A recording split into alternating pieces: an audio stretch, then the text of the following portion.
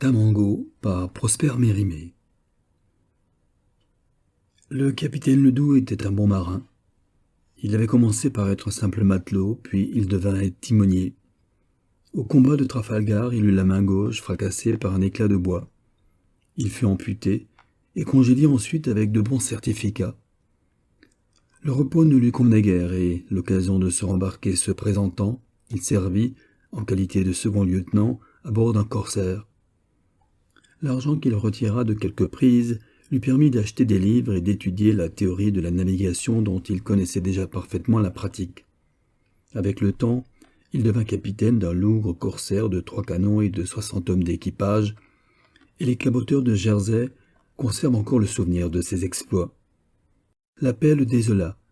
Il avait amassé pendant la guerre une petite fortune qu'il espérait augmenter aux dépens des Anglais. Force lui fut d'offrir ses services à de pacifiques négociants, et comme il était connu pour un homme de résolution et d'expérience, on lui confia facilement un navire. Quand la traite des nègres fut défendue aux croiseurs anglais, le capitaine Ledoux devint un homme précieux pour les trafiquants de bois d'ébène.